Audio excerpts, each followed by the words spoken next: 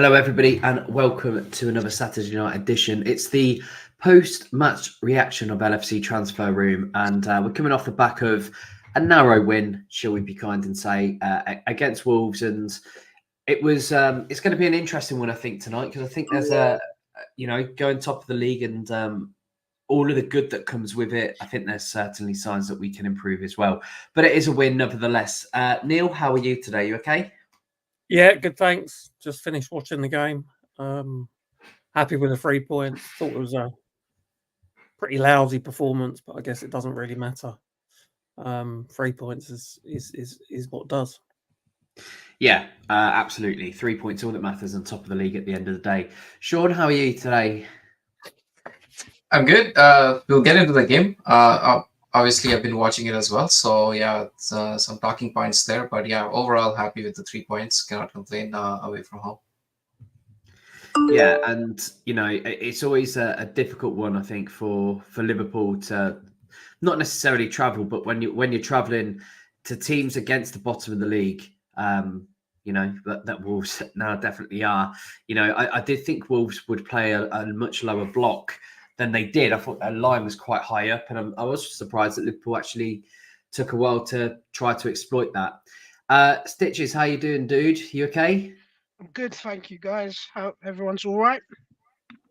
Yeah, all good here. Yeah, all good. Right, let's break down the team then, because I don't think there was any massive surprises in the selection. We saw obviously a couple of players were rested against that absolute thumping of West Ham, that 5-1 thumping. Thoroughly enjoyed that game. Saw Ali come back, and he's not missed a step. And I thought, again, he's fantastic. Apart from maybe a little bit of miscommunication with Ibu Konate, and we'll get onto that part in the moment. But there was no real shocks in terms of the team sheet and in terms of seeing those players out there. What was a little bit surprising, I think, Neil, was the way in which the opening half hour went. What do you think happened? It did look like we were a bit tentative. It looked as if we were a bit slow, a bit pedestrian, a bit lethargic.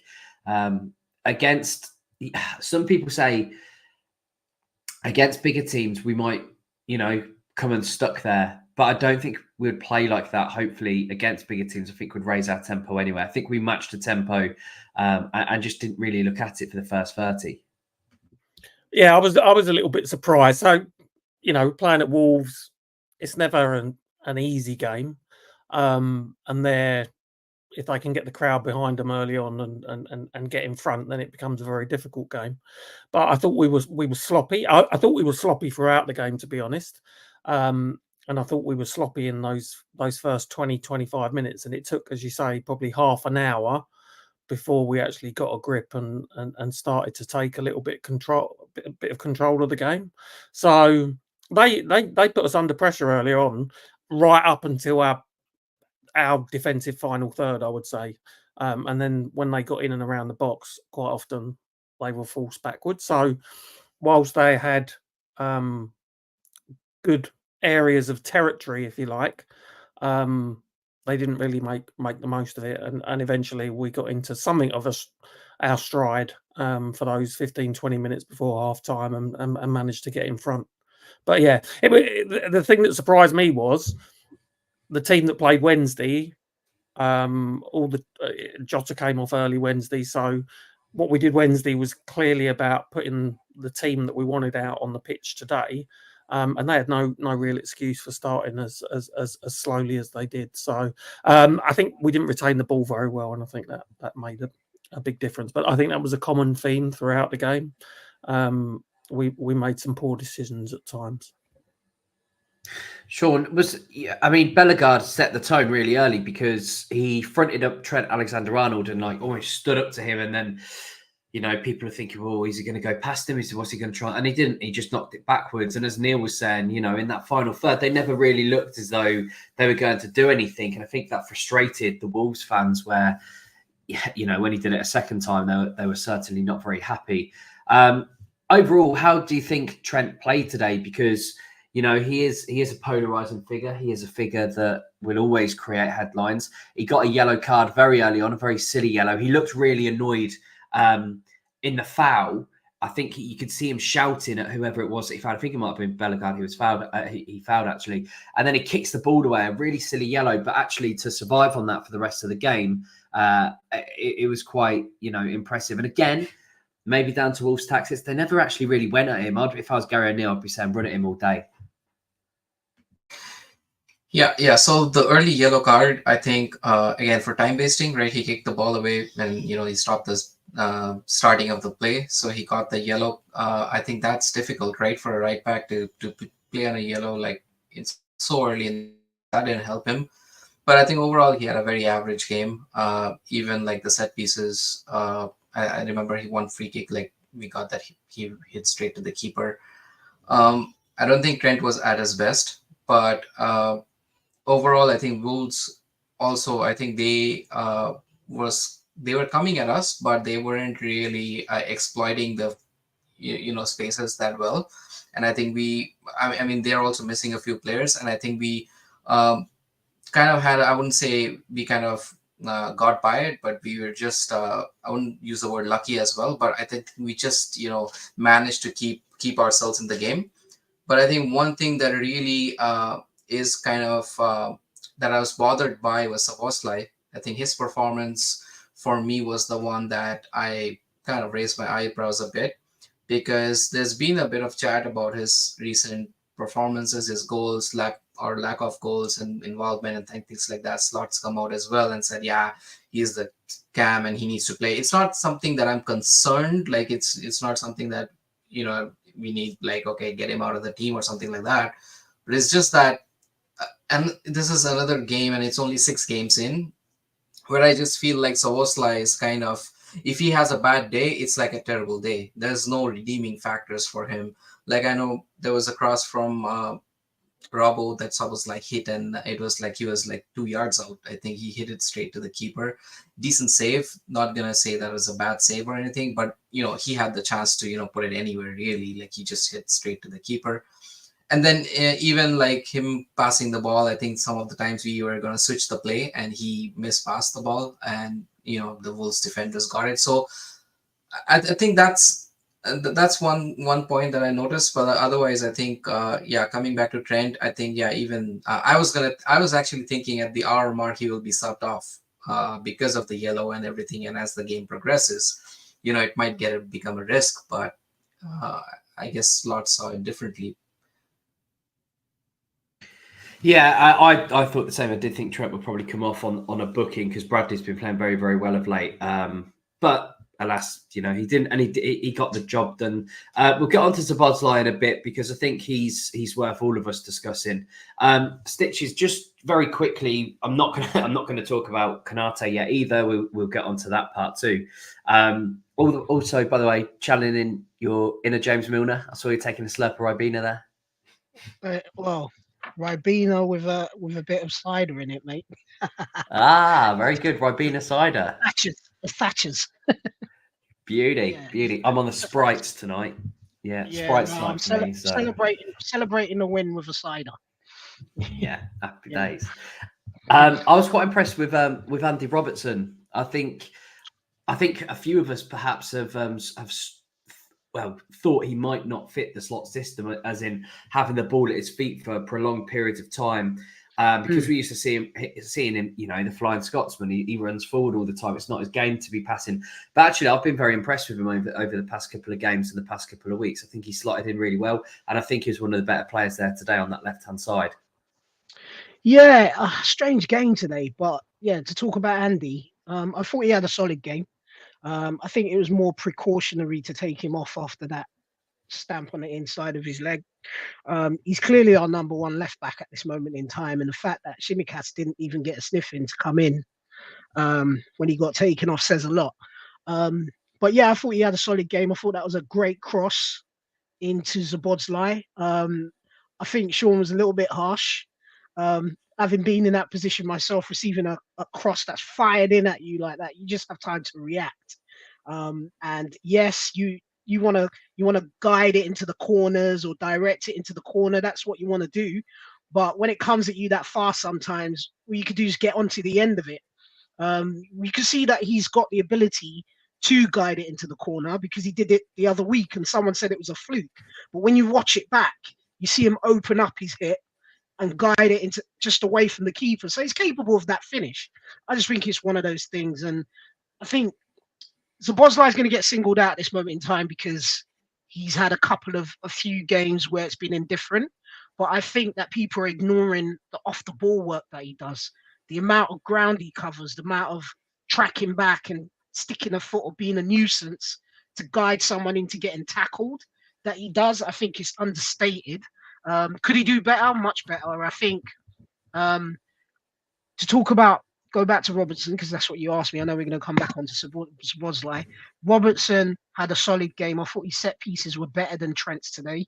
I think Trent is actually symptomatic of the Liverpool team. I think that petulant kick out on the ball, that frustration, there seemed to be a frustration with us today. We didn't really get going. You had Mac 10 giving away possession. His first touch wasn't great all the time. I think you could go around the whole team and see that there was a kind of malaise with which we played today. But they say the sign of champions is playing terribly and still getting 3 points. So I'll take that and run back to Liverpool all the way back to Anfield with that result. That puts us top at this point, six games in, which is probably not what anybody expected at the start of the season. So happy days overall. But the performance wasn't the best today. But Andy can hold his head up. I think he was a solid 7 for me today. Yeah, I agree. I thought he was absolutely solid, and he has been actually for a few weeks when perhaps some of us might have thought his days would be numbered, but he's certainly proven the doubters wrong. Talking about, playing away at Wolves is a ground that we've struggled at before. I remember a couple of Christmases ago, it was 1-1, and it was Divock Origi on the turn, on the spin, and it was down the end that Salah scored, actually. I think it's the 96th minute or something to win us the game.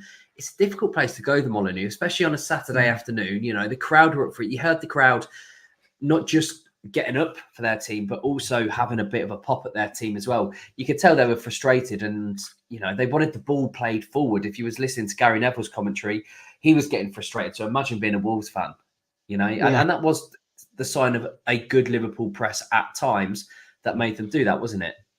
Yeah, absolutely. The other thing I want to touch on is that you mentioned how difficult Wolves are to play against. I actually think they need to be given some credit about the way that they set up to play against us today. They were very brave to play such a high line, but what that allowed is for them, that packed midfield to compress our play. So Mac 10, Szoboszlai, the players playing in the centre of the back part, Gravenberch, they didn't have much time on the ball. As soon as they had the ball, there was a man snapping at their heels, making them play backwards. They really had to work the ball to try and play forward passes. Salah was being forced to play with his back to goal a lot of the times. He wasn't really getting the ball in the channels. Being grabbed a lot of the time as well, being held. Yeah, he was very, very physically manhandled. So, look, they came with a game plan. And I think credit has to be given to them that they came with that kind of plan, given the problems that they had putting a team out there.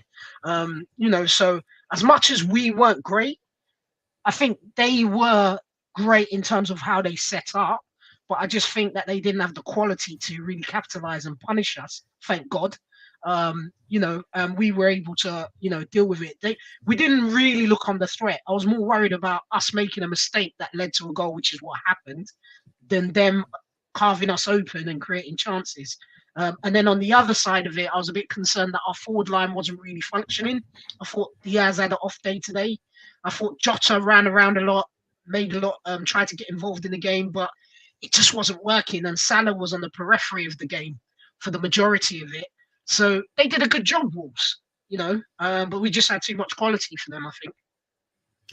Neil, I think that was a really good point made about their press. So McAllister and Szoboszlai had no time at all, and you can see that in McAllister's first touch. Like normally Mac's first touch is sublime, but he has less pressure. Like they're on him, they're on his back. You can feel him, being breathing down their throats. And I think that's where Gravenberch absolutely shone today. Not in the respect of Szoboszlai and Mac not playing well, but I just think he had another sensational game where he just glides past that press. And if people do touch him, he's press resistant. He'll turn, or he'll give a quick ball, or he'll turn and dart off like a gazelle. Because I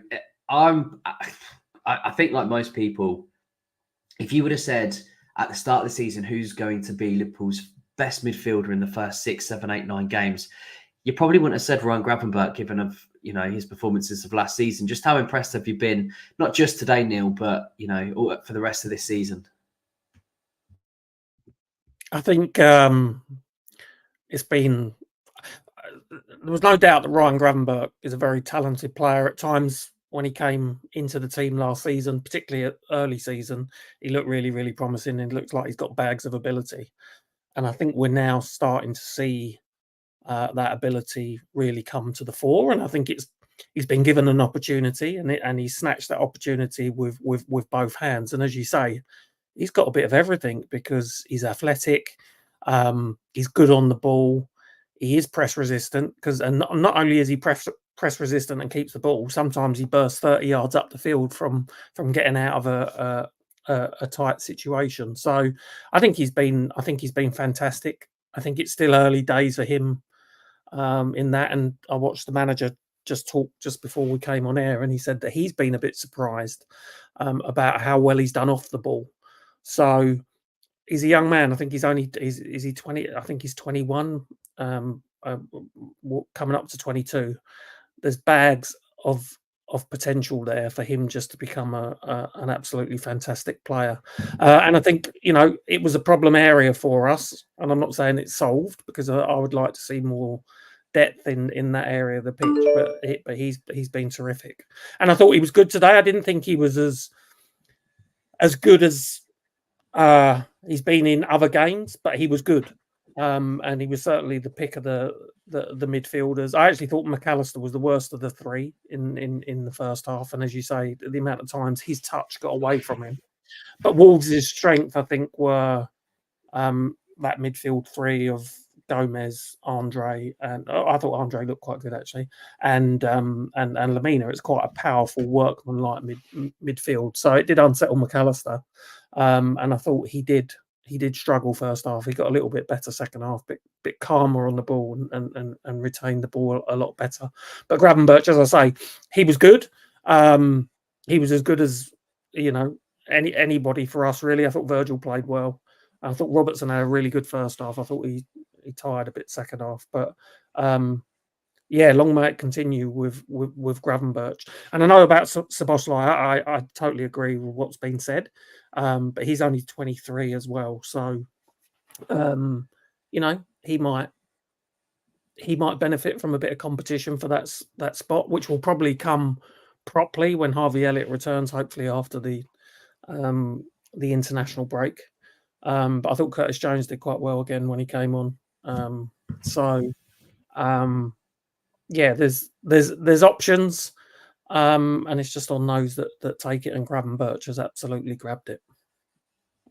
Yeah, Szoboszlai is definitely polarising at the moment. I think if we look at his opening 10 games last season, he's not bringing that output of a player that he was and that we saw. We thought it was a regen, of Stevie G after the first 10 games. Maybe we got a bit carried away, but he's certainly, that's his potential there. And he's got the ability quite clearly there, because he's had that high ceiling performance before, and I'm sure it's in there somewhere.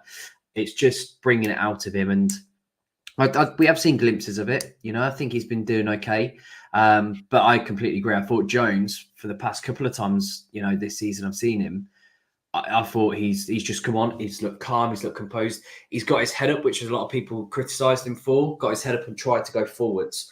I thought he did well when he came on. I thought he had a really good game against West Ham. Sean, let's go with the performance of the front three. It was a little bit flat, wasn't it? I think Jota, funnily enough, got 2 assists. That the assist for the first goal was beautifully weighted cross, like over to Konate. Really needed that goal at that time. It certainly made Arne Slot's team talk perhaps a little bit easier at half time as well. But apart from that, there wasn't much else. I think there was a couple of times where Mo could have played players in, and again, his passing isn't quite there yet, and it's not got clicking. I don't think in that front three. It certainly wasn't today. It wasn't, and I think overall, if you look at it, I think we should have scored more goals. I think there was even towards the end, I think Salah was through, and he just needed to pass the ball basically, and he fluffed it. So I think we had our chances. There were opportunities to score more today, but you have to give them credit as well. I feel. I think it wasn't like they weren't trying. I think Diaz tried quite a bit. He was trying to take on the defender, trying to dribble through as well. It doesn't happen every single game, and I know it's kind of frustrating sometimes. But I think with the front three, my stance is like I'm a bit more relaxed because we have options, we have quality. I know Nunes was missing today, but in a game like this, when you hit a brick wall, sometimes you need a bit of fresh ideas, and we have that. We have got a Gakpo, we have a Chiesa who was not even needed today. So I'm a bit calmer in that aspect in terms of the front three. But yeah, I mean, one thing I would definitely mention is I know Mo Salah has not been on fire, even though he has scored a goal today. He scored his penalty. That's the most you can do, right? When given an opportunity, it's not easy.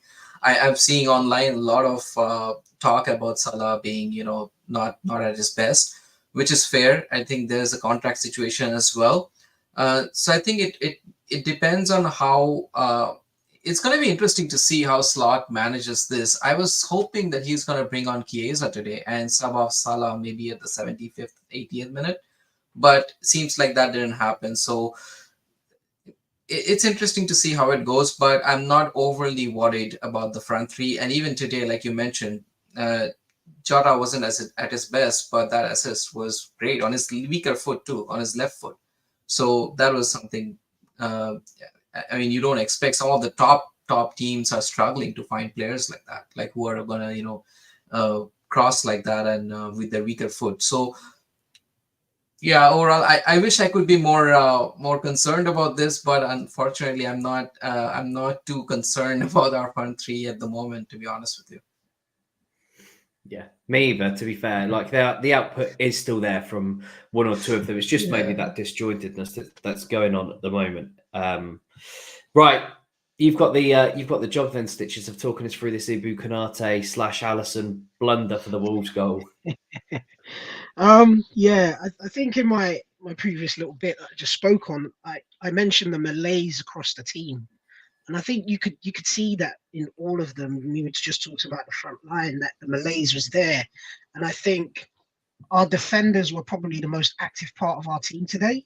And I think once we took the lead, there was a complacency that I saw where we were just a bit lackadaisical. There's not enough weight on the pass, or we were casual about the way we were getting into positions. And I think that goal came from that little period. And we probably needed that to kind of light fire under us again.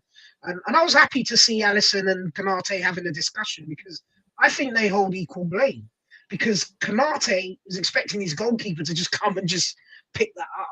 But as a defender, the first thing you're always taught is, if in doubt, kick it out. In that position, make sure. And he certainly did the first bit right, which was to get his body between the man and the ball. But then it's just he expected rather than asserting himself in that situation, and that caused us a problem.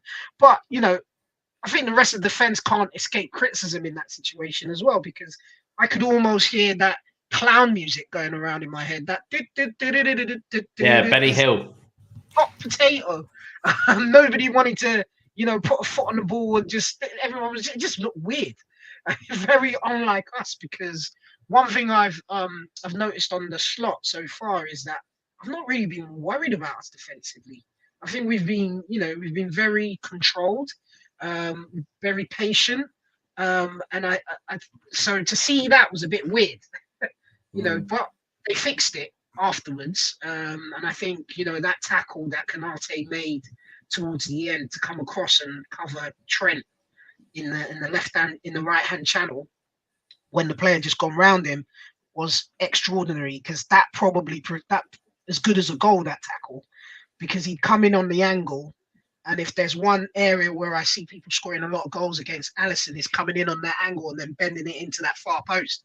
And he blocked that shot, which, you know, maybe Alisson would have saved it, but I'm glad we didn't need to find out.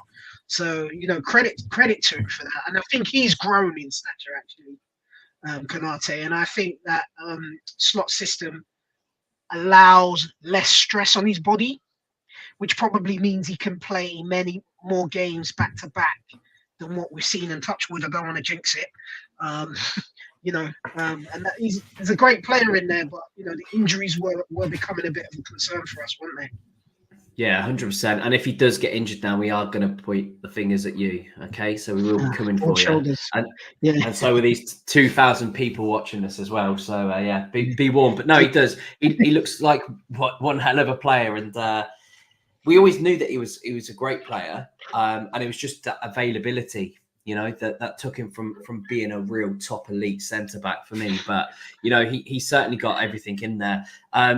Neil, we do tend to make our own mistakes, you know, as in our goals that we concede, a lot of them are from our mistakes, or they're very good goals. You know, take the Nottingham Forest goal. That was a very good goal that was scored. You could say, yeah, maybe we let him run too much, but I don't think there was much blame to be pointed there. I agree that we look more solidly under Klopp defensively under Slot, sorry. And I never really feel like there's the chaos as much anymore. You know, even like you could just imagine there'd be goalmouth scrambles if this was under Klopp. It'd be, you know, there'd be chaos reigning going on in those last 10 minutes. But actually, it was quite calm. I don't think Wolves had that many chances. They certainly didn't have anything to worry us. And again, that's the calmness I think that Slot brings, isn't it? Do you think that the defenders feel a lot calmer? Because it does feel like it's not as frantic football as such in these first, especially the first 6 league games. I know that Forest, you know, is a dip that we won't talk about, but again, you know, there does feel a bit of a calmness there. Do you think Slot brings that out for the Liverpool defensive midfield and attack, obviously too? I think he probably does, but I think he sets us up in a more robust structure where we're not getting scythed through the middle of the park as we did on occasions last season. So you make a really good point that we're not being cut open by open play. It really felt today that if they were going to get back in the game, it was going to be our mistakes, and we gave away a really poor first goal. And there was a brilliant stat that they put up at one point saying that they'd had, in the last 10 minutes or whatever, they'd had 0 touches in our penalty area. So it does feel that we have got more control about that. I think he does encourage us to retain the ball a bit better and control the game a bit better than maybe we've done in the past. That's not to say, though, that we didn't make stupid decisions on the ball today, and I think at times we still overplay a little bit. There was, I think it was Robertson's second half, like instead of just whacking the ball down the line, he's tried to nutmeg someone inside, and they've actually got on the attack as a result of it. Konate, I know he's trying to shield that ball and expecting Alisson to come, but sometimes just getting rid of it isn't a bad thing. So I do think the manager's style and what he expects from the team in terms of shape has helped. I still think we are having these lapses. As I say, it tended to be, you know, just outside our final third today that we lost possession at the wrong time.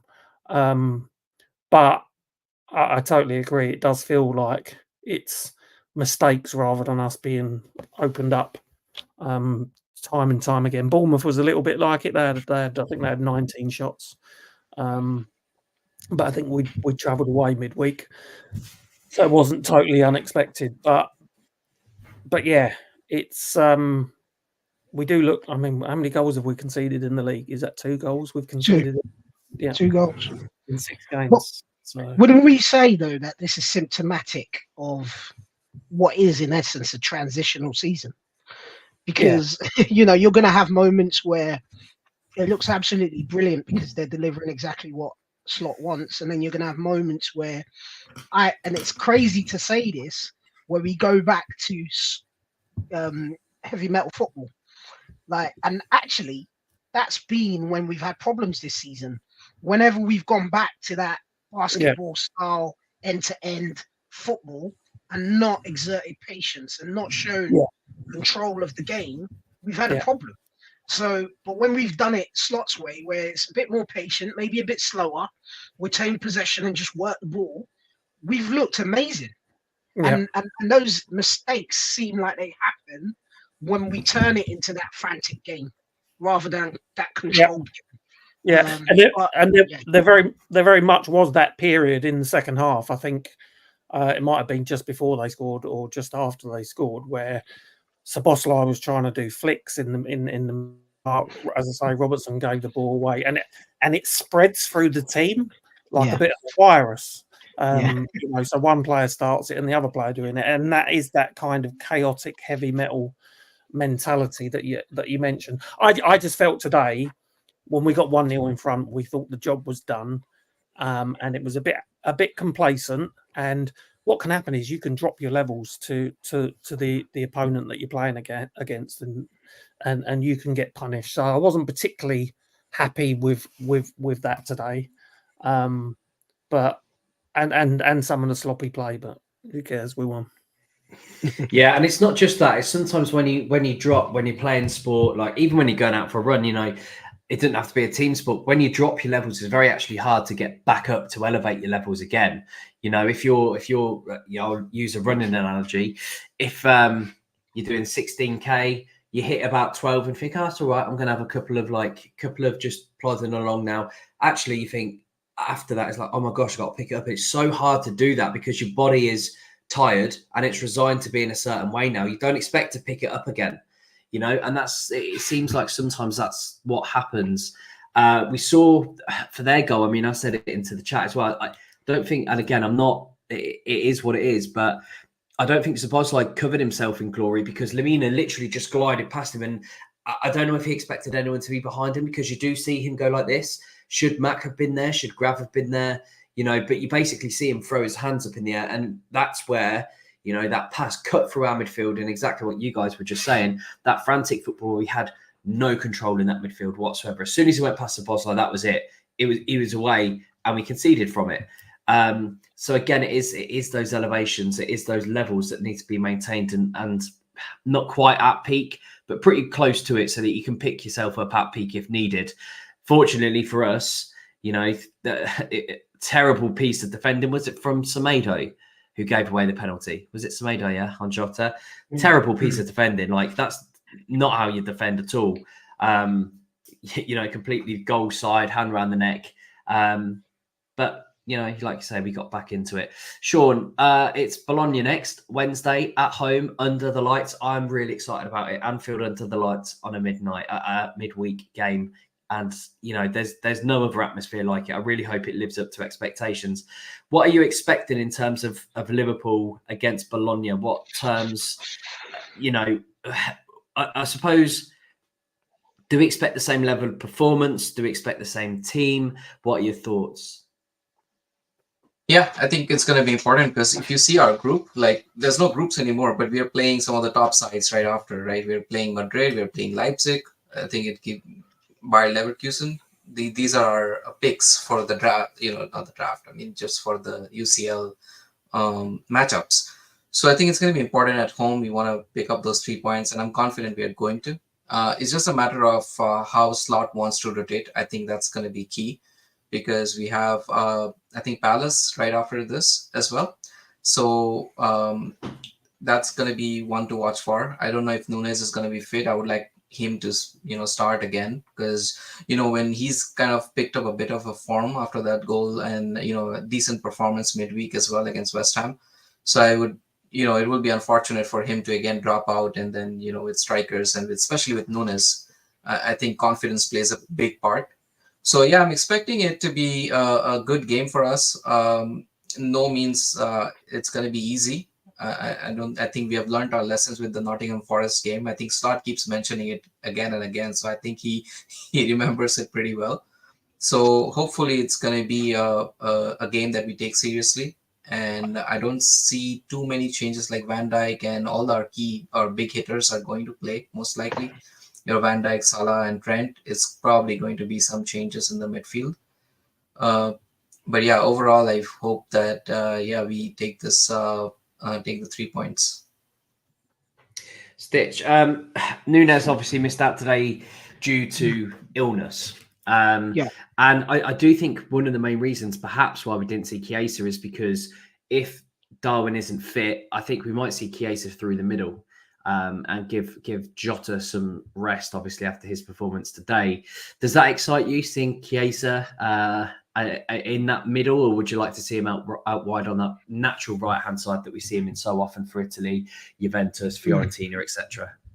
So I personally think he's more effective in the wide areas, dropping a shoulder, cutting in. But looking at some of the stats, I think shared in the group the other day, it looks like actually he's played down the middle quite effectively as well. So that's a wonderful option to have. I'd love to see Nunes come back in because I think Slot's been working with him in the background. And if you look at some of the training videos in terms of the work that they're doing, he looks the most deadly out of our forward options in terms of the drills that they're working on. Finishing has been exemplary in training. So if he's building up a head of steam, understanding the system a little bit better, then it would be great. In fact, I would like to see Nunes down the middle with Chiesa in a wider area, because I think his ability to deliver a ball in for a out and out 9 is also good. But we were talking about our attacking options and the fact that we're not concerned. That's because they're all fantastic players. So whoever we do play against Bologna, they're going to have their work cut out to keep these guys out.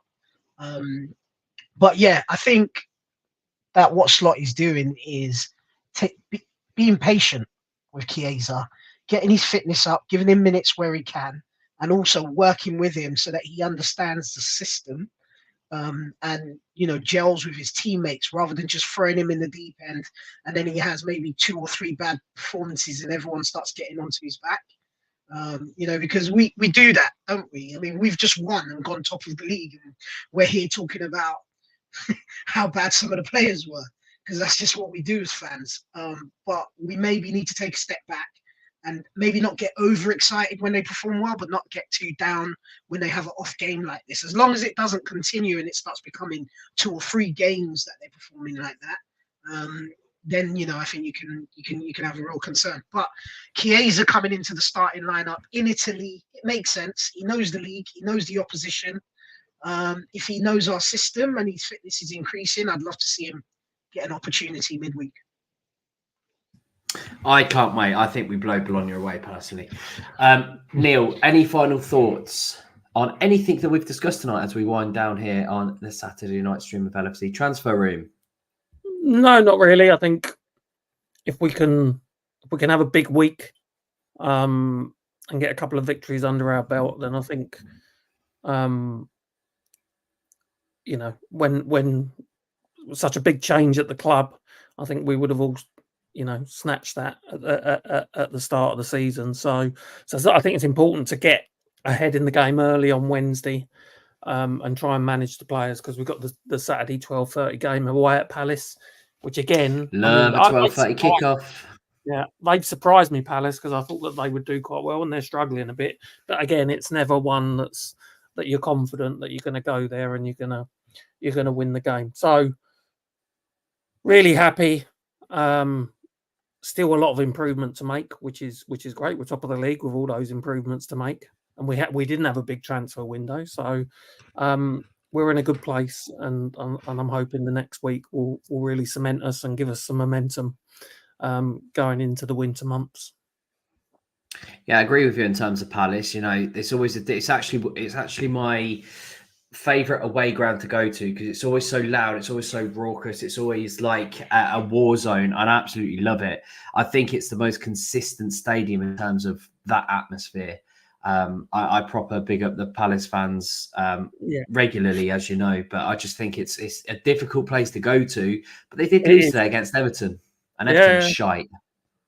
But I think if we can get in front early, then that can set the tone for the game. So today, when we got in front, the Wolves fans, there were moans and groans, and you could hear it. And we'll probably start to see that from the Palace fans. So getting in front in that game, really, really important. We did so a couple of years ago, and I think we won, or 3 or 4 years ago now, I think we won 7-0, didn't we? And that was 7-0, yeah, on a Saturday. Yeah. So big week. Let's go into the international break, top of the league, and with 2 wins from the Champions League as well. Yeah, but pathetic that we've got another international break after a flipping tournament and an international break and then another international break. It's absolutely ridiculous because we haven't got enough games in the calendar year to fit in already. Sean, any final thoughts on anything we've discussed? No, more of the same. I think, we need to keep going. I think games are coming thick and fast. Lot of improvements to make, so hopefully we see them soon. And I think the international break is frustrating, and hopefully Slot gets a bit more say in who gets to go. And I don't know if that's even a thing, but hopefully that may mean a bit more training time. Like the last time Darwin didn't travel, so I think he was suspended. So hopefully once we get over this hurdle, he will get a bit more time to train some of these players. Yeah, Darwin likes playing Palace, especially Joachim Andersen as well. So that might be an interesting one. He's gone to Fulham. He's gone to Fulham now. Of course he has. Yeah, of course he has. Okay. Yeah. Of course he has. Stitches, you've got the final word then. Yeah, sitting on top of the tree, capitalising on drop points from Man City, which is always important. Unfortunately, Arsenal didn't go the same way, or they looked close for a large period of that extra time that they played. But psychologically, this result is important because we didn't perform well. We all know that, but we got the result off the back of Arsenal winning again, where they're thinking they're getting back to the top of the tree, and we've just pegged them back. And we have to keep doing that. We've got to break their spirits. Every time they grasp a last minute winner or they do something amazing, we've just got to keep chugging on. And then eventually, the pressure tells on them. And, we've been there. We're not expected. And again, that's a bit of a concern for me because none of the pundits were talking us up. And I want it to stay that way because the pressure comes when they start putting us in the title race and start talking about us and doing expos on us and asking questions. Let's just quietly go about our business. That's what I want to see. International break, Nunez is still on a ban. So he's going to have extra time to train and learn the system a bit more. So that's good. We got to get through this week and get through Crystal Palace, which is always a bit of a jinx for us. So it'll be important that we get a result. Yeah. But happy days. Yeah, good. And it'll be interesting to see if Chiesa actually gets called up. Obviously, he wasn't called up to the last Italy squad, wanted to spend more time at Anfield, and I think if that happens again, that's only going to be a good thing for Liverpool because I think there's, again, don't want to say it too soon, but there might be an absolute player in there. So thank you all for joining us. It has been a victory, even though we're perfectionists here. We wanted a bit more of a performance, I suppose, but a win's a win, and as you mentioned earlier, that's what champions do. They win when they're on top. So, and not playing very well, they still remain on top. So, yes, thank you everyone for joining us. And we hope to see you all again next week, where it is the early kickoff. So please join us again next week, where hopefully we're doing another post-match reaction of Liverpool still being top of the league. Because unless Aston Villa absolutely whack Ipswich tomorrow, which they could do, but not by about 7 or 8 that they'll need to do, then Liverpool should really stay top of the league next week too. Thank you all for joining us. And as always, up the Reds. Take care. Bye-bye.